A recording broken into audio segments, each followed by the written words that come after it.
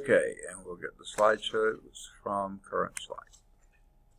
Okay, the only other kind of minor thing, it doesn't affect this class at all, but it may affect you in other classes. Tomorrow afternoon, I believe it's 2:30 to 4:30, is a faculty staff meeting. So if you got a class then, check with your instructor to see if the class is going to meet. If the instructor is an adjunct instructor, it probably won't be any problem. You'll probably be meeting. If it's a full-time instructor, for instance, I've got a class in, but I've asked permission to go and teach the class and I was given it. So a full-time instructor may or may not be attending the meeting, depending on if they got permission not to be there. The other thing that it would impact is if you happen to have business in some office between 2:30 and 4:30, the odds are it's just going to be one person in the office, and that may not be the person you need to see. So just know that faculty meeting, it'll be right next door at the Ethel Hall Auditorium. So it's going to be close. So if it's over here, they won't be leaving too soon. Okay. All right, that said, any questions on anything so far? Okay. We talked about Euler's method last time. We did several examples of that. Euler's method is just one of many different ways in which a solution of a differential equation can be approximated. Remember, these only give you approximate solutions. If you can solve it analytically, you ought to be able to calculate pretty precisely. Okay? A lot of things you can't, and those kind you have to do the best you can. Euler's method is seldom used in serious calculations. Why do we spend all that time doing it? Just to give you an idea. It was introduced here simply to give you a first taste of numerical methods. We will go into greater detail in discussing numerical methods that give significantly greater accuracy, notably the fourth order Runge-Kutta method, referred to as RK4 method in Chapter 9. Now, I don't know if we're going to have time to get there this term or not. Odds are not. But you have the book. If you need to know how to program to get pretty precise things, go for it. Now, that said, there's a bunch of commercial packages out there that will do it for you, that you don't have to do the programming yourself, So you just have to learn them and go through them. Now, there's numerical solvers, okay? Regardless of whether we can actually find an explicit or implicit solution, if a solution of a differential equation exists, it represents a smooth curve on the Cartesian plane. Smooth curve on the Cartesian plane.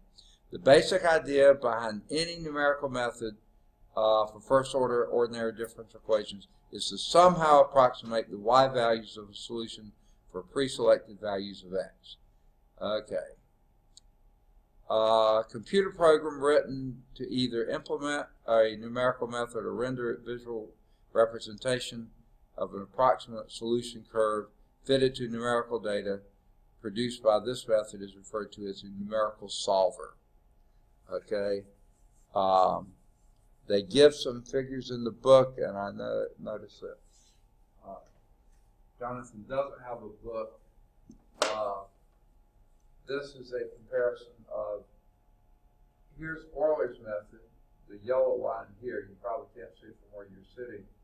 The actual solution, exact solution, is the curved blue line here, and the RK4 method is the segmented red line that at the given points falls exactly on the exact, or very close to the exact solution, but it doesn't catch it everywhere. Now, they also talk about numerical solver, which is math. No, I'm just kidding. Okay, he's a computer. Okay, if you got your book, read it. It's probably not worth taking too much time with, except they do make this comment. This is a not very helpful numerical solver curve. Notice what's wrong with it? Jagged lines, not smooth lines like you want to get. And number two, appears to be a discontinuity there. It just is a pretty poor looking representation. Okay?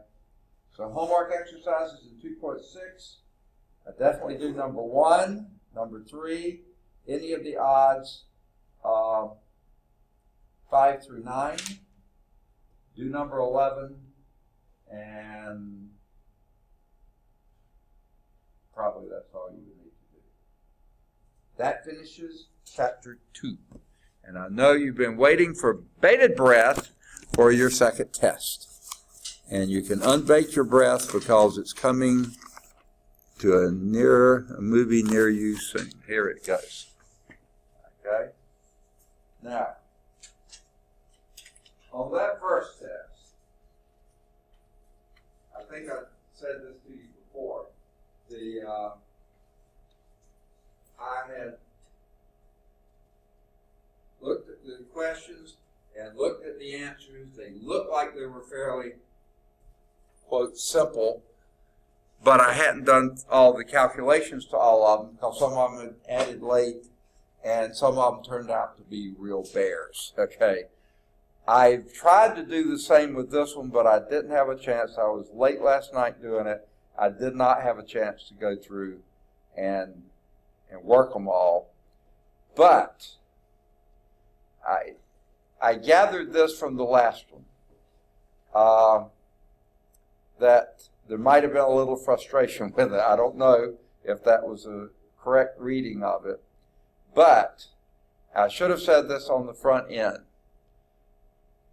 On that test, the first test, all you would do was to show stuff. And you couldn't do that on one line. Okay? You could sort of write your conclusion there. A few of them you could write everything you needed on one line. But the main thing there was the method. Okay? And I gathered there was probably some frustration in doing it, just looking at how many starts and stops some of them had. Don't let this ball you up like that. If you have questions, I can give some hints, okay? I just don't know which questions you'll have. So if you get stuck on some of the problems, bring them to class, and we'll work through, and I'll try to get you started on some of them, because I could tell too many, it just seemed like there was frustration on them. Now, question number 4 on this test.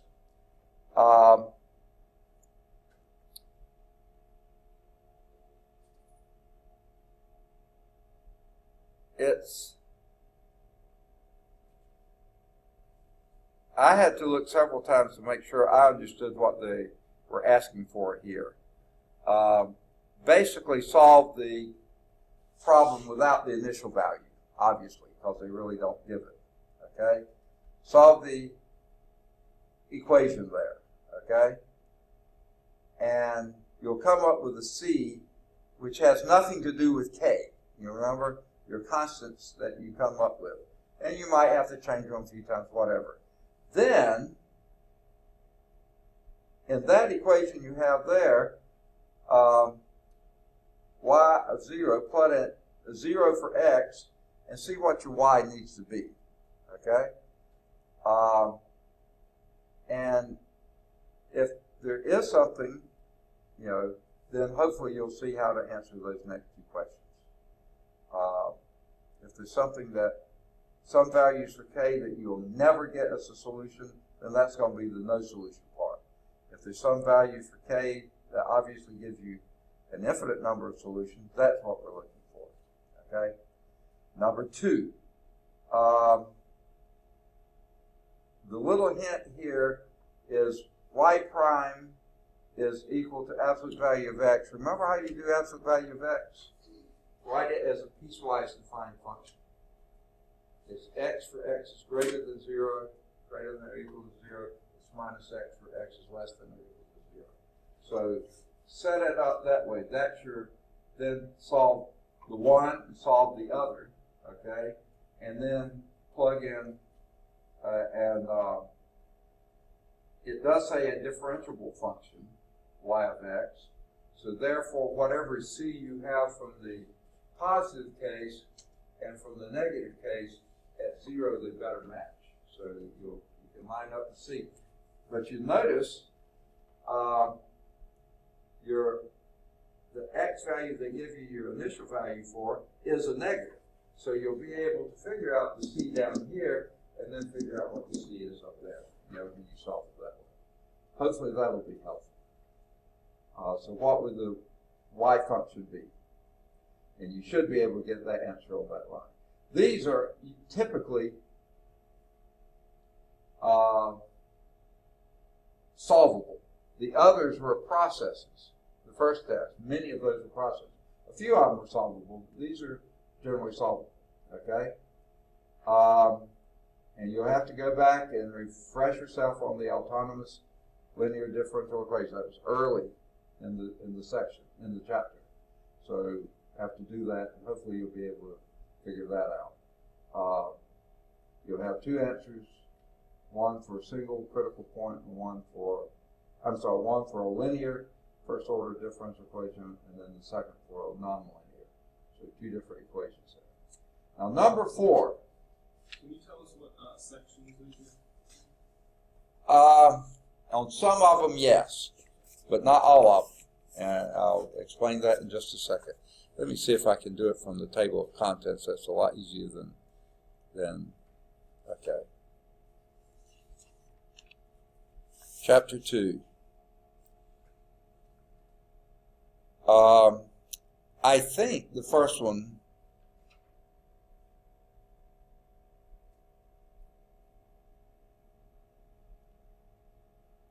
is 2.2. Just looking at it, I think it is. But I'm not saying that's the only place, but that you certainly could get it there. The second one,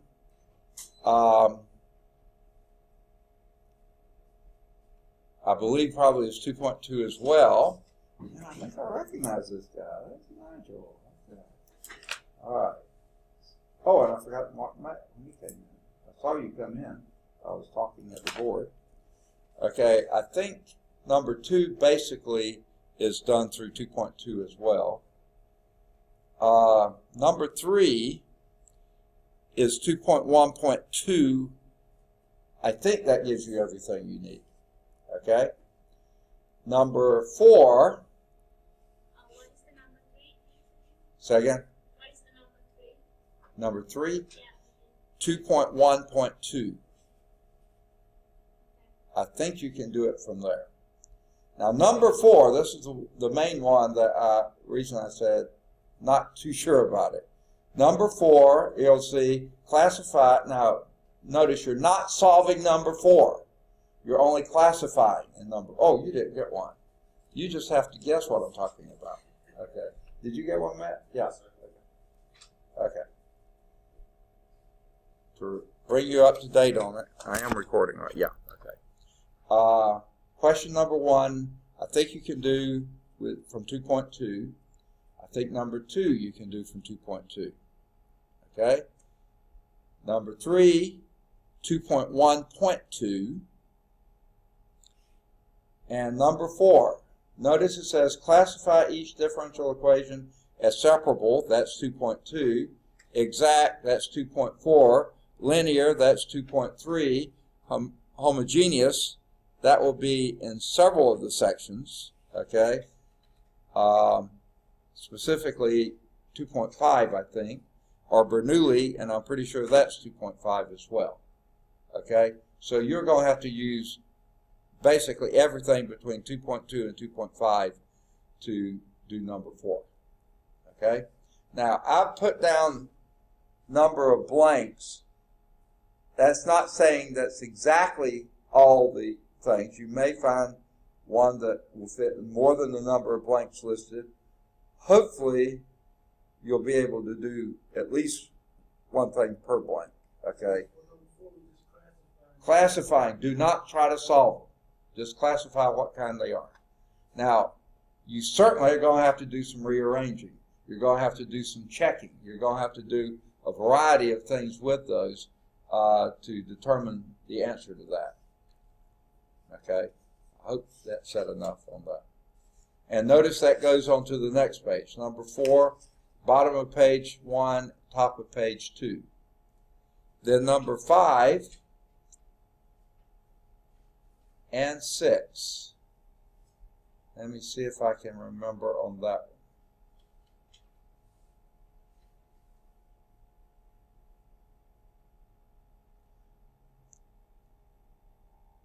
Again, I think you're going to have to basically, you're going to have to rearrange and describe the problems, write them in different forms and see if you can figure out which of the methods to use. Now, those are the main ones I'm thinking of, as if you get stuck somewhere, bring questions to class and I can give you some hints on them. Because I don't know if you'll get stuck, or if so, where you'll get stuck. So try to do that. Let me see if I can be a little more precise than that.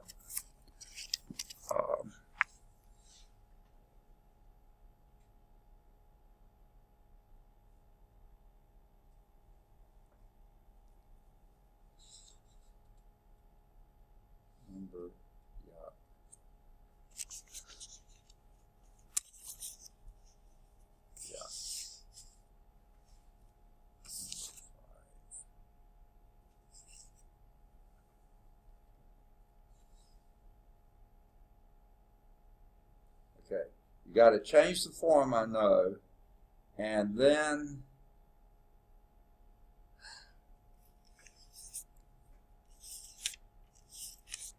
I believe it's 2.5, but let me see. Yeah, 2.5. I believe that's the one you'll use there. Say again? Okay, that's 5. Okay, number 6, I've got to find it, because I changed 6. Because when I looked at the thing, I said, nah.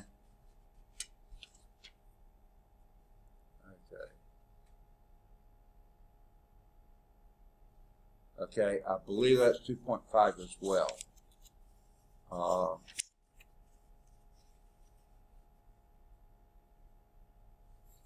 But maybe not. Let me see.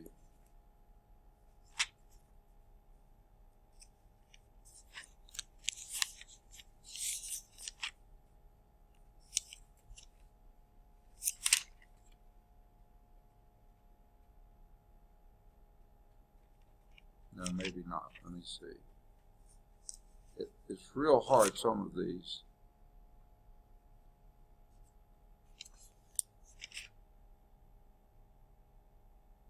I think that one might be 2.4. Okay. Believe that's right. Okay. Number 7.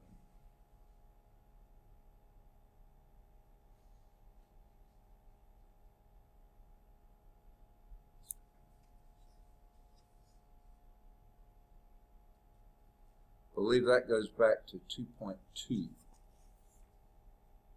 Yeah, 2.2. I thought it did, but I wasn't absolutely sure. Okay. And number 8.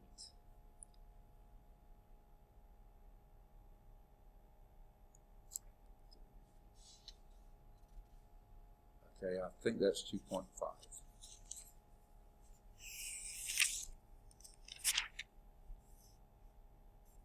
Yeah, I believe that's 2.5. And I'm certain number 9 is 2.6. It basically gives it away. Always method. Okay. Hope that's helpful, but if you do get stuck, don't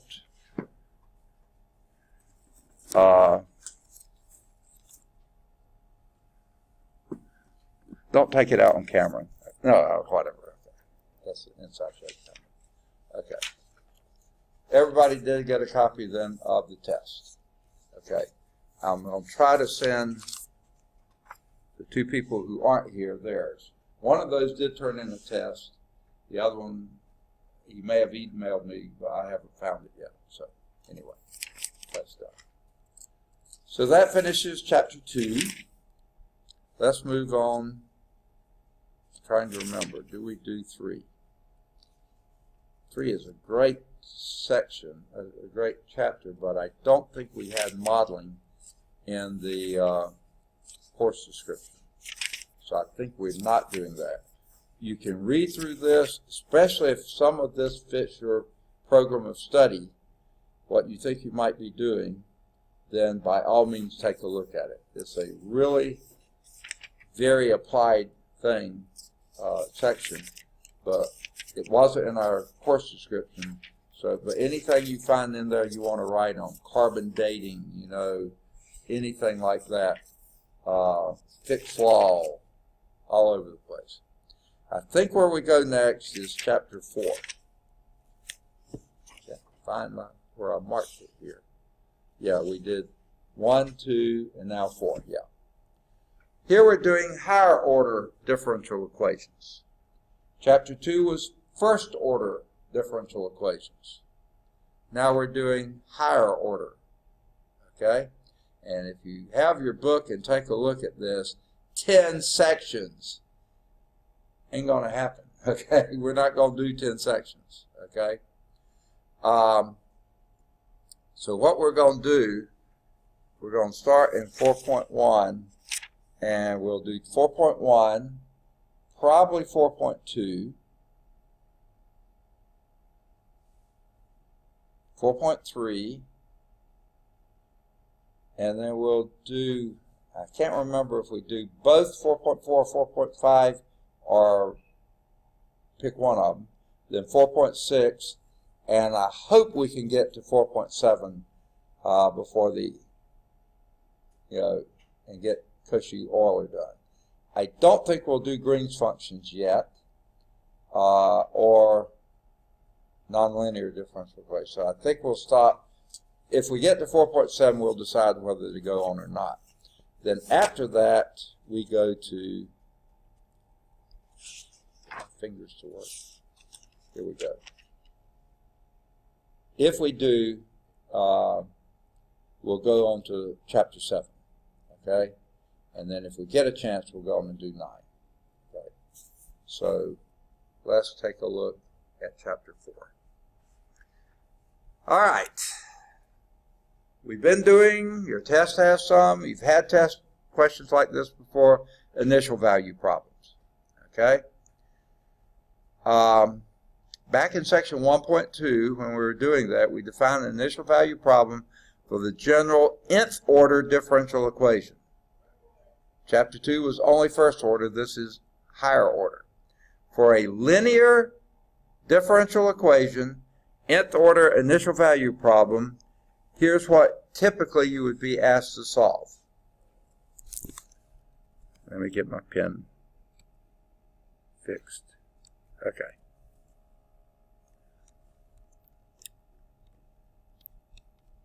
Now, a little bit of this reminds me of quadratic functions, polynomial functions, the way they approach it, okay? And it's not a bad idea to think of it, okay?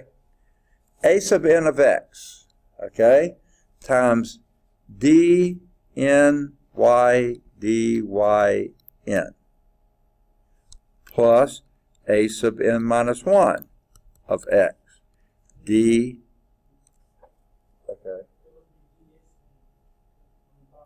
What's that? Oh, I said x and wrote y. I don't know. My brain's not connecting today. Okay. Okay. D n minus 1 y dx to the n minus 1. Okay. Plus dot dot dot plus down to a sub 1 of x dy dx plus a sub 0 of x, and that's equal to some g of x. Okay, that's your generic higher order linear differential equation. Now, the reason I said it looks a lot like the polynomials polynomials had coefficients, a sub n minus 1, a sub n minus 2, down to a sub 3, a sub 2, a sub 1, a sub 0, whatever. Okay. Now, these are like coefficients, except they're coefficient functions. These could be numbers, or they could be functions of x. These things that go in front. They don't have y's as the coefficients, just x's. They're just functions of x's, which could be a constant. Okay? They just can't have y's of. These are your derivatives of y. First derivative, second derivative, third derivative, however high you go. N could be as high or as low as you want. And I hope you remember the seventh derivative of y with respect to x is written d7y dx7. Okay? And you do remember why that's the case, right? Let's take a function y, and y could be a function of x and whatever, I don't care. Yeah, it is a function of x. If you take a derivative with respect to that, that's your first derivative. If you take the derivative of that, you're taking a derivative of this thing, again with respect to x. That's your second derivative. And then if you do that again, you're taking derivative of that thing with respect to x again. So the nomenclature, the way of doing it, see, in your top you have d of d of d of y. So that's d cubed. Okay, it would be. It's not d cubed, but that's what it looks like. And then you have with respect to x, with respect to x, with respect to x. So that's with respect to x 3 times. So that's why they write that down there like that. Okay? So the d3y, you're doing on the subsequent derivatives of y. So you don't put another y in there. You're doing of the previous derivative. So that's why they put the superscript there. But then the dx is each one of those is with respect to x. So you put that superscript after the x. That may not make any sense to you at all, but that's how I think of it. In that. Okay. So rather than being powers of x like you would have in a polynomial function, these are derivatives with respect to x in the differential equations. Okay? And then what you wind up with here is just b as a function of x. Now, remember we said these were linear functions.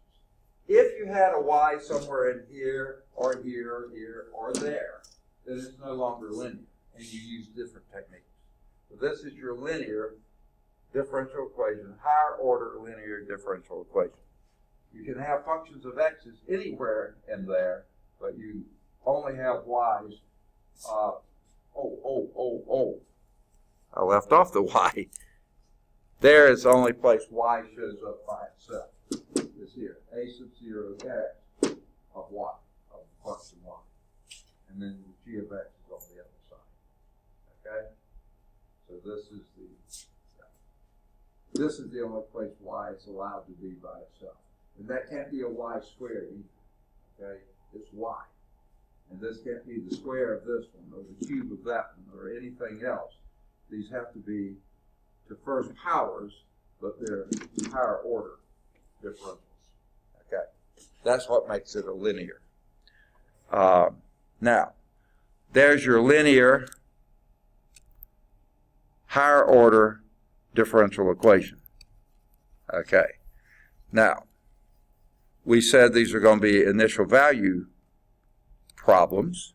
So they're subject to y at x0 is some y0, y prime at x0 is some, so that y1, okay? Now those are numbers, okay?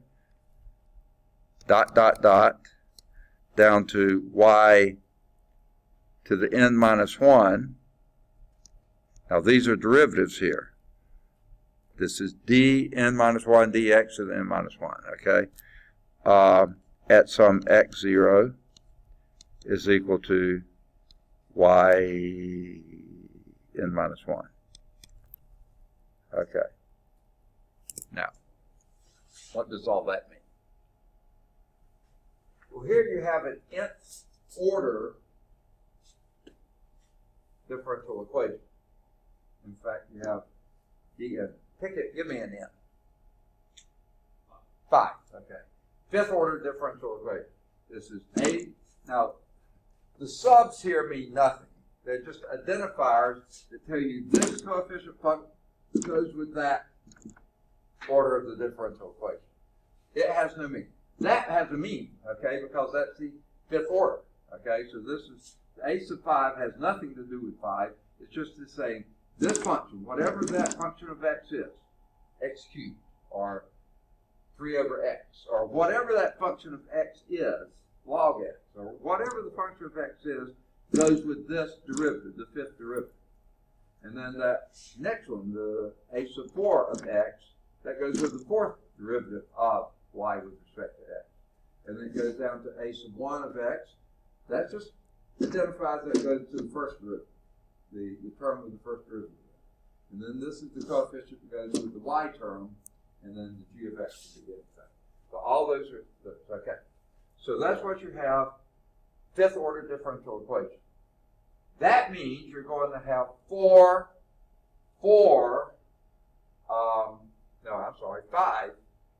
five initial conditions, or conditions that have to be met. The y, the function itself is some value of x, has to have some y value, some value. It's just a number. They call it y0 because it corresponds to y. The first derivative has got, at that same x value, has got some other value. Could be the same, could be different, just some number. The second derivative has some value, third and fourth, but up to the fourth, okay? The fourth derivative at x0 at that same value has some value, some thing. But notice you have your y prime, y double prime, y triple prime, y to the fourth. That's 5 initial conditions. Even though it only goes up to 4 because you're starting with 0. Okay? So that's why you don't have an initial condition for the fifth derivative. That's basically kind of what you're finding. Okay? So that's your case here. Before we had first order, so we only had one initial condition, always. That was because we started here and we only had one condition. Now we're starting here, so we have 5 conditions, but it's starting with 0th, first, second, third, and fourth. Okay.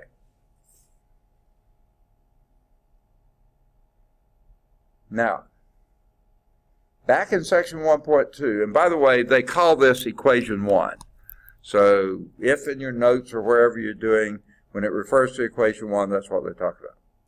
Back in section 1.2, we stated a theorem that gave conditions under which existence and uniqueness of the solution of a first-order initial value problem are guaranteed. The theorem that follows gives sufficient conditions for existence of a unique solution for this problem. Okay? And here's what they are. Let these A's, goodness gracious. Okay. Let these A's, which is A sub n of x, A sub n minus 1 of x, these are those coefficient functions, all the way down to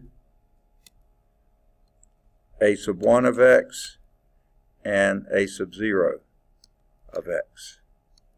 Okay? And the g of x. All these functions of x. Okay? They need to be continuous. You don't want any gaps in them. No piecewise defined jumps, you know. That's going to drive you nuts. You can't really solve them with those. They need to be continuous on some interval I.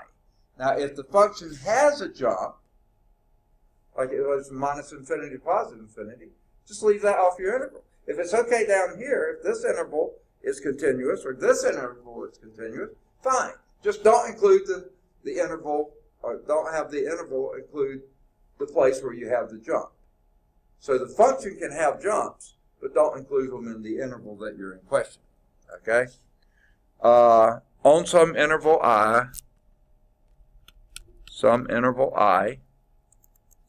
this is driving me nuts, and this should look familiar, this a sub n of x cannot equal 0. And it's kind of the same reason that we did for our polynomial functions. If you're trying to define an nth degree polynomial function, you can't have your a sub n being 0, because then it would be a fourth degree, n minus 1 degree polynomial. So this just means if this is supposed to be an nth degree polynomial, an nth order polynomial, an nth order differential equation, I'll get it right in a minute, nth order differential equation, then your a sub n cannot be 0. Because then it would be a fourth order, or, if this was 0, it's not a fifth order equation. Okay, so that's why that first one cannot be 0. The others can. The g could be 0. Any of them could be 0, except the first one. Okay. For all the x's in the interval. For all x in the interval. Okay. Now, if x is equal to x0, in other words, that's where you're going to define all your initial conditions. At is any point in the interval, then the solution y of x for the initial value problem there exists on the interval and is unique. So, what are the requirements? All of these coefficient functions and your solution function, whatever that turns out to be in, that are functions of x, have to be continuous on some interval, and the first one can't be 0. That has to be true for all the x's in that interval, and if the x equal x0 in that interval, then the solutions for that initial value problem exist and are unique. So if this is in that, then that's sufficient for this to be unique solution. It's existent, that the solution has to exist. A lot of blah, blah, blah, okay? Most of which you are not even going to think about later, but we'll see. Maybe times you'll say, oops, can't do that because that's not a continuous function over the interval of interest. Here's an initial value problem. 3y triple prime. You know what triple prime stands for, right? Third derivative with respect to your variable. Okay? Plus 5y double prime minus y prime plus 7y is equal to 0. Is that a legitimate, what order differential equation is that? Third order differential equation. Is it linear?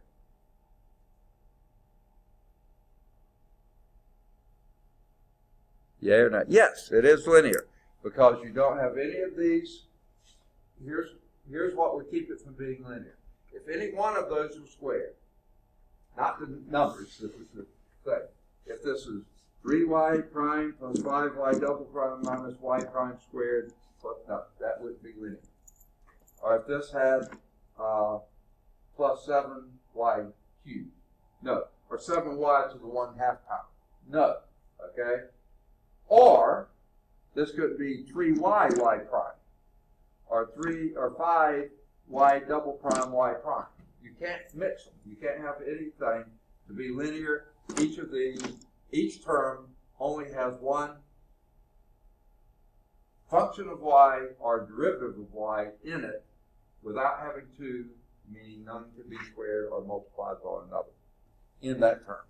Okay, so that's a linear thing. How about your coefficients there? Are those functions continuous? 3's continuous, 5's continuous, -1 continuous, 7's continuous. Yeah, they're all constant functions. 0's continuous. Yeah, on everything in the, yeah, you're certainly fine there. But that is not an initial value problem. You have to have initial values. Okay? And here's what your initial values are. Y of 1 is equal to 0. Y prime at 1 is equal to 0. And how many do we need?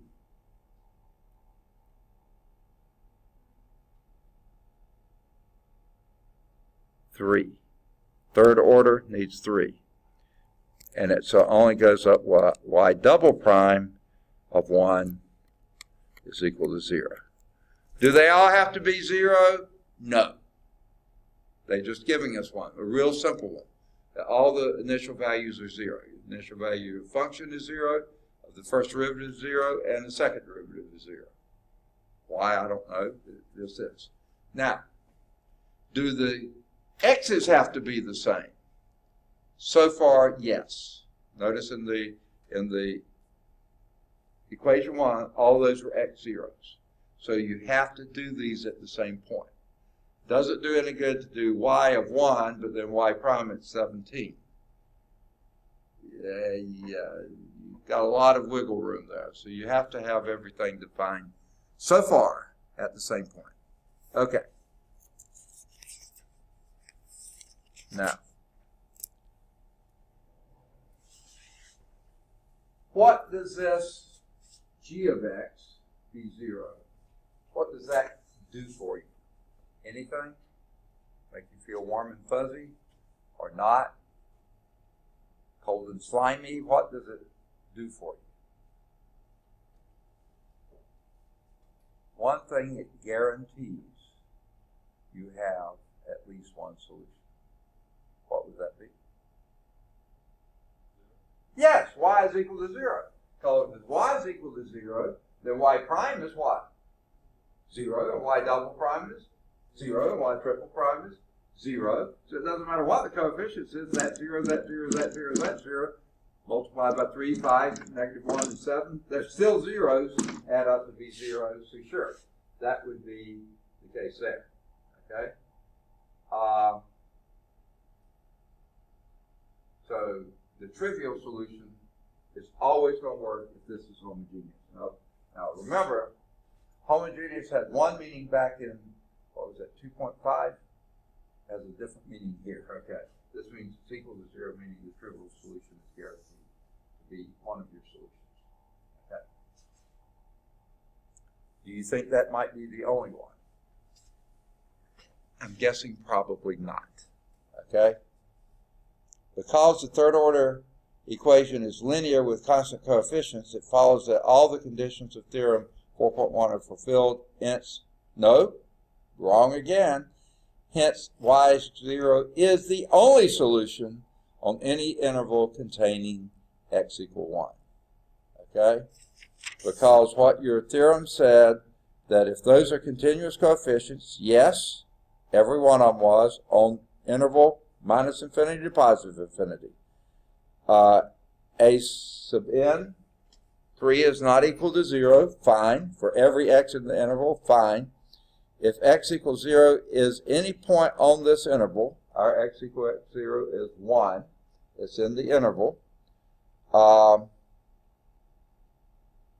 Then a solution of y of x of the initial value problem exists. Yes, we found one, and is unique. So that's the only one. The only one. Okay? Let's do example 2. Now this sounds like the first test, doesn't it? Verify that the function y is equal to 3e to the 2x minus e to the minus 2x minus 3, that's a plus, sorry, I can't read, plus 3x is a solution, okay, of the initial value problem y double prime. Oh, time out. Remember our last one, I was saying it's probably not the only one, okay? For that differential equation, you get a family of solutions. That's what I was thinking. But because we had the initial values, that narrowed it down to 1. That's why we had one and only one, because you had 3 initial conditions. And that narrowed it down and narrowed it down until you had one and only one solution. And since you knew the trivial solution was a solution, that turns out being the only one. That's why. I was thinking there's lots of solutions to that one, but not for the initial value. Sorry. Okay, here's your y double prime minus 4y is equal to 12x. Okay, subject to y of 0 is equal to 4 and y prime at 0 is equal to 1. See, they don't all have to be the same thing. Definitely don't have to all be zeros. But your value, your x value, has to be the same in both. Okay. Now, how do you verify that? And this was just a tad frustrating to me because I thought we had done enough of them. When I was grading, I was going, I did not get that across well, I guess. What are you going to have to do? How do you verify that's the solution to that differential equation?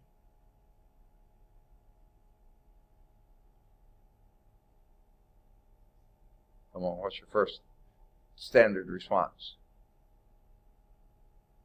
Take a derivative, why not? Yes, okay.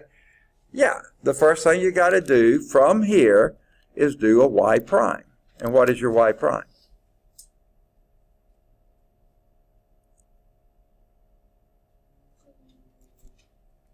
A little louder.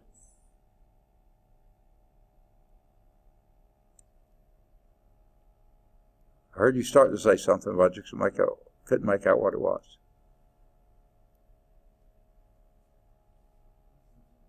First derivative of 3e to the 2x.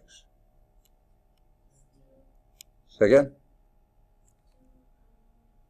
Okay, I heard a 2.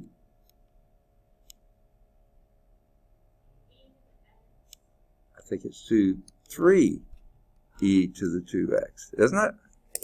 Chain rule. The derivative of this is 3e to the 2x, chain rule, then times 2.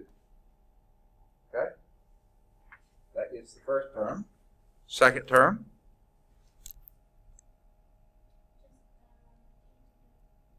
Huh?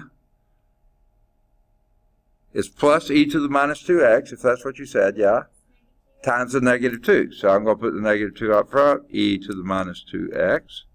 Next.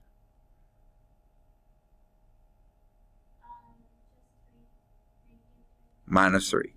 Okay. So let's clean that up just a little bit. 6e to the 2x minus 2e to the minus 2x minus 3. Well, we don't even need y prime at all, do we? Except to get the y double prime, which we have to have. So that's why we did it. So take another derivative. And what will that give you?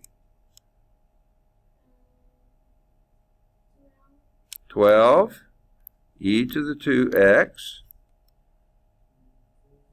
plus 4 e to the minus 2x. Done. Okay? Now we go back and plug this into our first equation. 12 e to the 2x plus 4 e to the minus 2x, that's your y double prime, minus 4 times your y, which is 3e to the 2x, plus e to the minus 2x, minus 3x, okay? And we want to see, we want to verify that's equal to 12x. We don't know that for sure, but we're going to see. So this is 12e to the 2x plus 4e to the minus 2x. What does this give us? Minus 12 to the e to the 2x minus 4e to the minus 2x, yuck,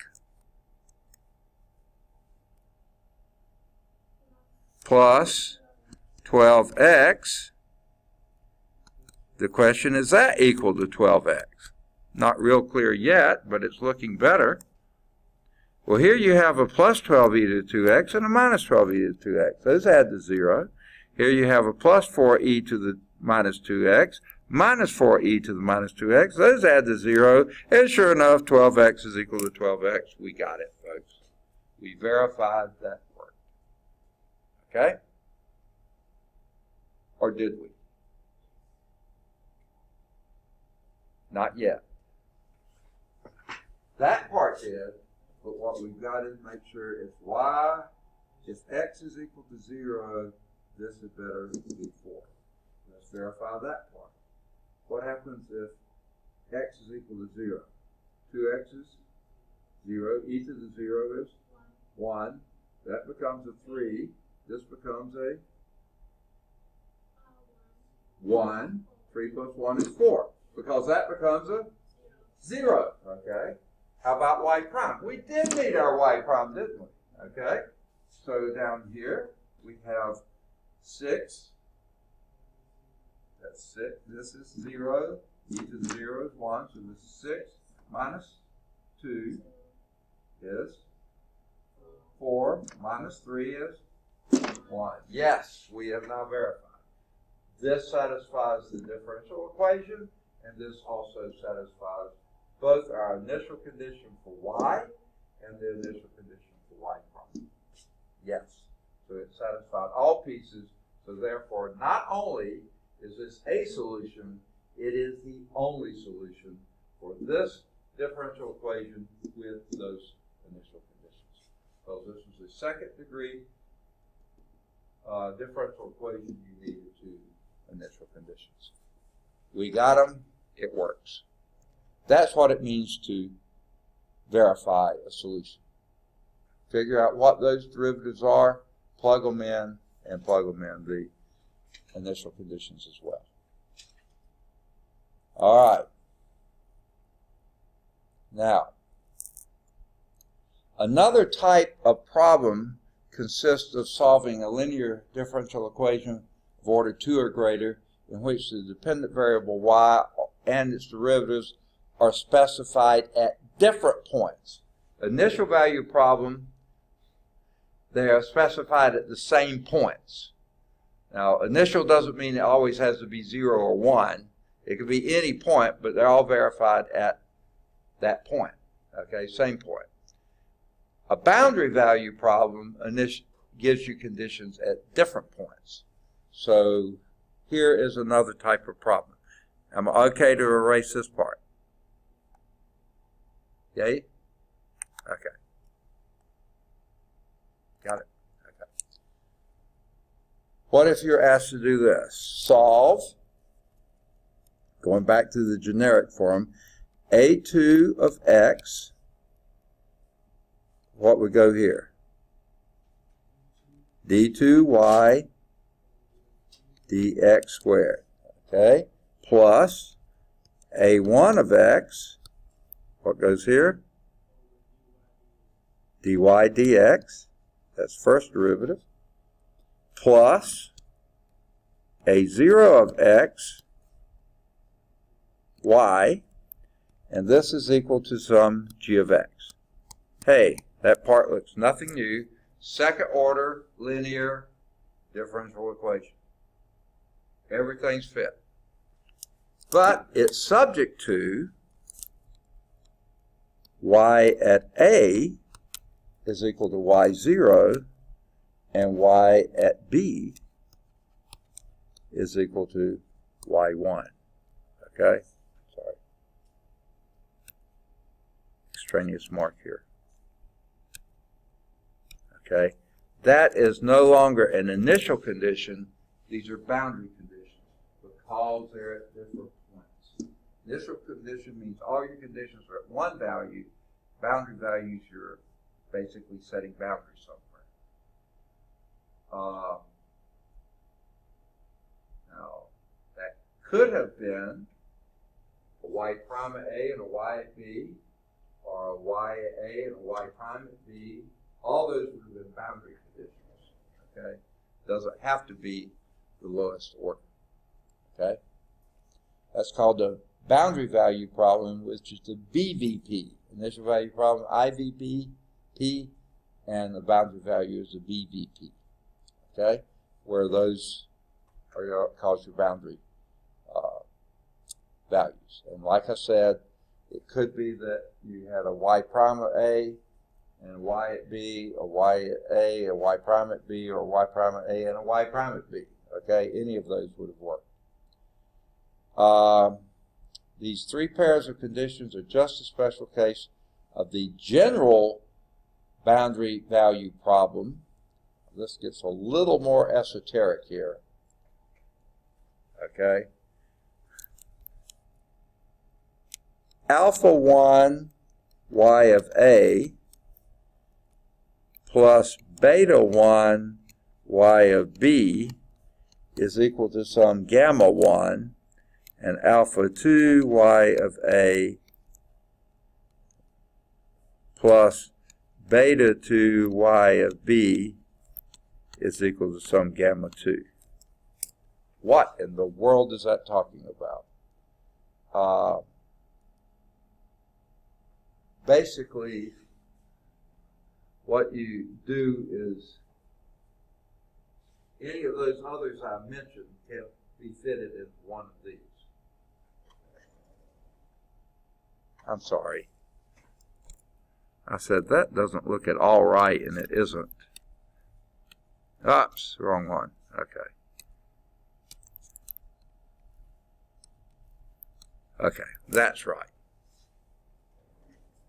You have some set of conditions at point A, when x equals A, another set of conditions when x is equal to B. Okay? And these things could vary and change or do whatever.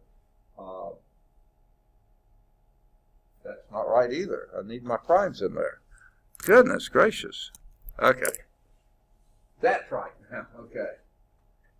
Some combination, basically linear combination, of your first derivative, first, second, your function and first derivative, if this is a second order differential equation, then some linear combination of your function value and first derivative value at one value and at some other value, then that gives you these. So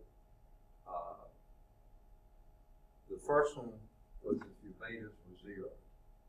And this gives you y of A is equal to gamma over alpha, and y of B is equal to your y1 there would be gamma 2 over alpha 2. So, yeah. And then any of the others you could do, but you don't have to have any one of them 0. It could be any linear combination of those.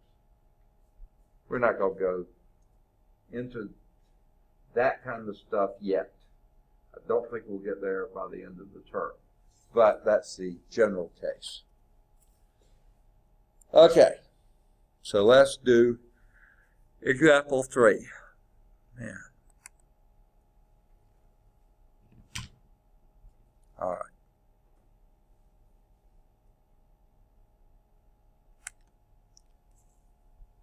Now, whereas an initial value problem, if all those conditions of 4.1.1 were filled, then you have a unique solution.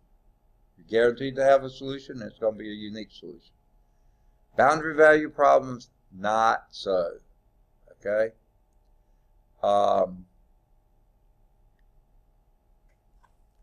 Do any of you play the guitar? None of you? Any stringed instrument? Or are you untalented? I don't either, by the way. Okay. But you've seen people play a guitar, right? Okay. What makes the sound, and hopefully a pleasant sound that comes out of a guitar?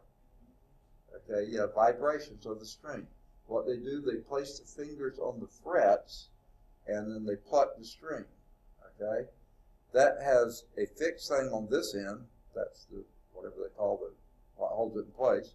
And then wherever they put the finger fixes this end, and now you're absolutely right, they tune it by the tension on the string, and when they get it tuned, those frets are placed just so that everything represents a note, okay, on our standard scale.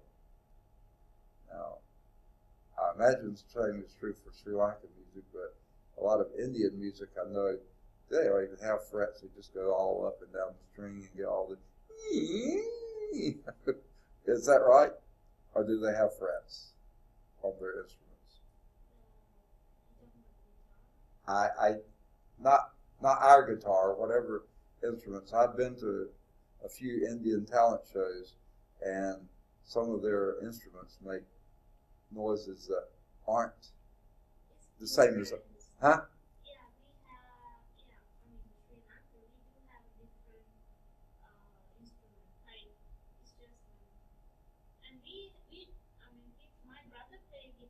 Right. Yeah, and that's right. Yeah, and those have the fixed. What I was saying, and it's just some of the instruments I've seen. They're just the strings there, and they go anywhere up and down there, and they set the notes wherever they want to. Whereas the frets are fixed notes, like your brother plays. Okay, so you can have a single wave between this end and that end, or you can have a double wave. So you see, by fixing the boundary, doesn't guarantee you only have one wave that goes in there. You can have a wave that does this, a wave that does this, a wave that does this, So you can have, and those are called harmonics, okay, of that, okay. So, and then you can pluck them strongly so they can be very loud, or you can just barely pluck them and they have very soft, so they may not go up as high, or they may go very high. So it doesn't fix a unique solution, okay. That's what the point is. And that's what the figure shows. I know y'all have books, but Jonathan doesn't. Basically, this is a boundary value problem. You have fixed here and fixed there, but you can have all sorts of things in between that fit those two boundary conditions. Okay. So that was kind of the point of it. All right, so example 7. In section 1.1, we saw that the two-parameter family of solutions of the differential equation, I don't know if y'all remember this, I don't, okay, yes I do kind of, but x double prime plus 16x is equal to 0, okay?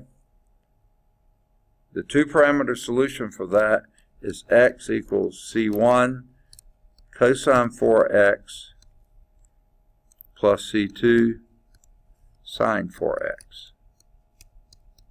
Right? Oh, I'm sorry. These are T's, not X's. I wasn't paying attention. Yeah, because your variable, your dependent variable is X, so these are T's. Sorry. I wasn't paying any attention. Okay. So your x double prime means d2x dt squared. Okay, that makes sense. Now it doesn't take much to check that, right? First derivative of this would be negative 4 sine c1 sine 4t.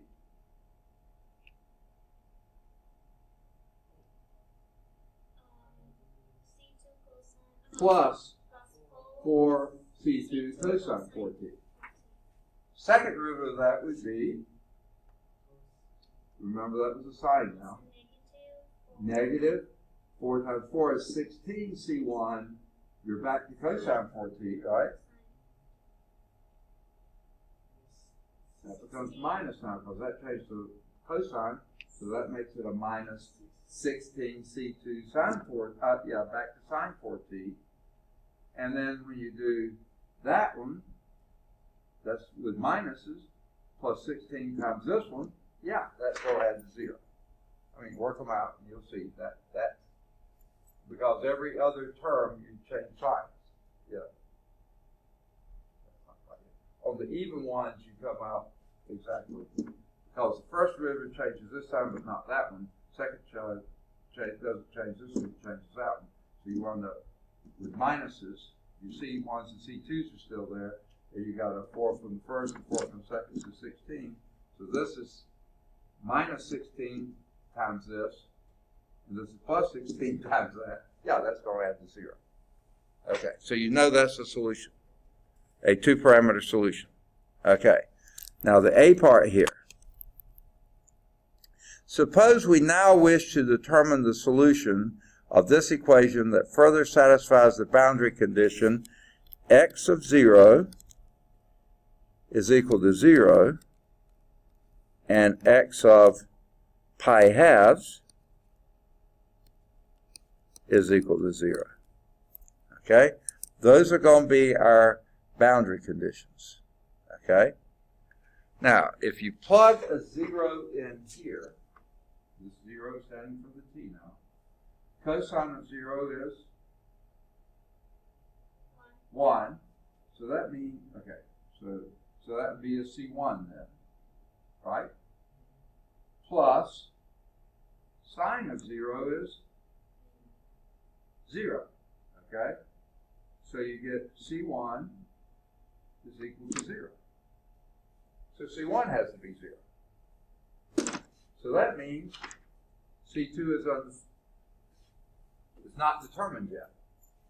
Okay, but if you put a pi halves in here, 4 times pi halves is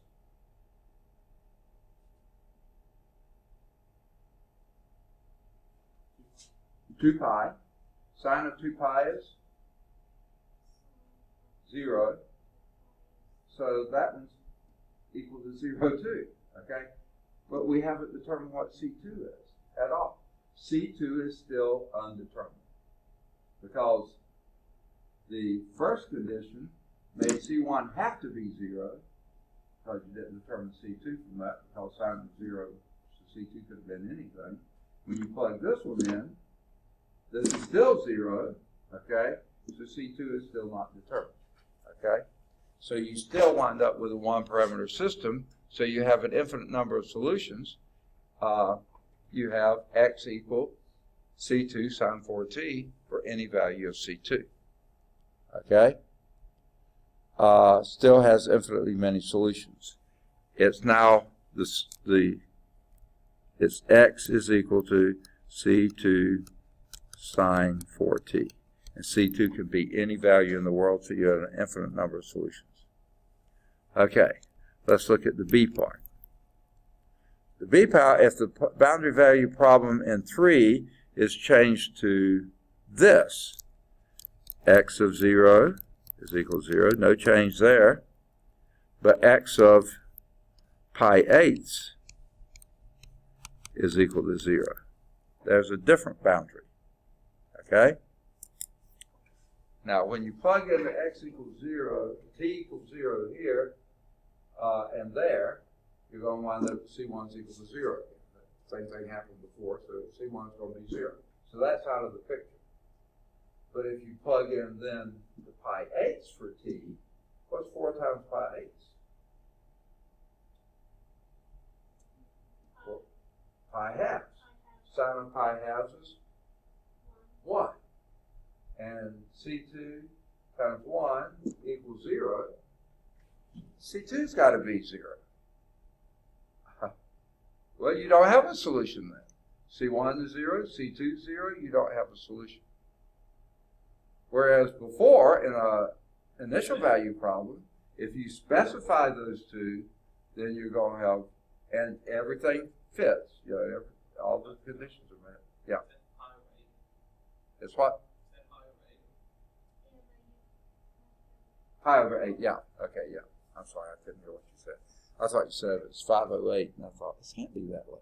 Okay, I'm sorry. Hang on, okay. All right. So that one has no solutions, okay? I'm sorry, x equals 0 is the only solution because that x equals 0 C1 plus 0 C2, 0 plus 0, 0. So it has a solution, one and only one solution, and that's x equals 0. And that certainly is a solution, right? Yeah. Because if x is 0, x prime is 0, and x double prime is 0. Yeah, so that works. But that's your only solution. Okay, sorry. I said no. All right, how about C? Okay. Same problem. Same first condition, but here's the second one. X at pi halves is equal to 1. Okay? We got that same solution. We got C1 is equal to 0 from the first one. So that's, nothing changed there. So now we have the second one is X at pi halves is equal to C2, we already said C1 is 0, sine of 4 times pi halves. Okay, and that's equal to 1, right? But what is 4 times pi halves? 2 pi. Sine of 2 pi is 0. So is C2 times 0 ever equal to 1? No way! That one gives you no solutions. The B one gave you one solution. That was a trivial solution. X equals 0. Always. The first one gave you infinite number of solutions. As many C2s as you can come up with, that'll be a solution. But the third one, the C one, gave you no solution. There's no way C2, that 1 can equal 0. Okay, so no solution. All right. Yeah, how could we be out of time? Just when we're beginning to have fun, but we're always having fun, aren't we? Okay, so we'll begin next time at 4.1.2. Woo, this is one long section. One really long section. Homework exercises here. Do any of the odds, do either 1 or 3 or both.